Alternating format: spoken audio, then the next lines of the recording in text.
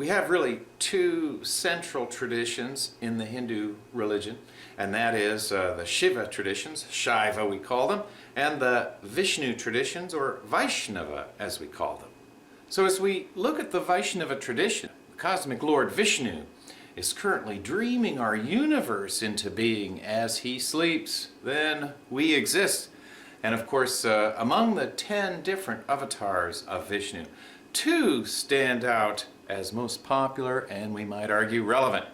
The first of these is Krishna, and of course we can think of the Beatles' famous Hare Krishna mantra. George Harrison was very much a devotee of Krishna. So his name means blue-black, literally, and we can say, like so many of the superheroes from ancient civilizations and on, there was an attempt to kill him at birth.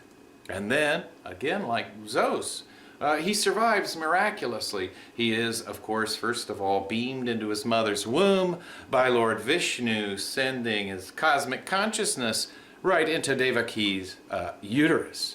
And then, as he emerges, it turns out he is unkillable as a child. He might look small, but among the stories of his youth, one day he's chewing on some food and his mother says, "Krishna, don't eat with your mouth open." And Krishna opened his mouth wide, and she could see the entire universe inside. Many might also wonder why they're blue. These Hindu gods are blue because the sky is blue and it's infinite. But we might note only the males are blue. Sorry, ladies, more patriarchy from our period of civilizations. If the truth of religion were based on the performance of miracles alone, I think Krishna gets the nod of the hat. He is most famous for, well, for example, a number of miracles, but among these holding the Govardhana mountain over a village to protect it from demon arrows. So the killing of demons is a major function of Hindu gods, as it was for the Greeks.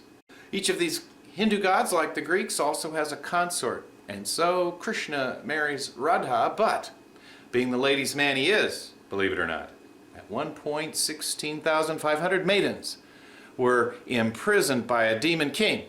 And according to the Hindu traditions of the day, once there's any suspicion that a woman is no longer pure, if you know what I mean, has had sex with someone else. And so, believe it or not, Krishna marries all 16,500 maidens so that they may have status in society, and a husband is what that means. Worshipping your husband like a deity is, well, that's part of the Hindu tradition. So when Krishna marries the 16,500 maidens, he gives birth to, again, believe it or not, 180,000 children. Almost as many as live in my home city of Madison. But I would argue the most famous scene we have from Krishna's life occurs on the Battle of Crow Field, Kurukshetra, where Krishna is the charioteer, I should add, of all people, really, but in this case he's the charioteer for Arjuna. Again, note the chariot motif imagery.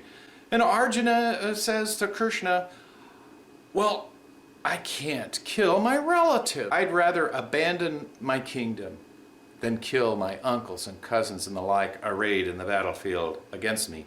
And what does Krishna say? Something quite different from what we might hear from Jesus.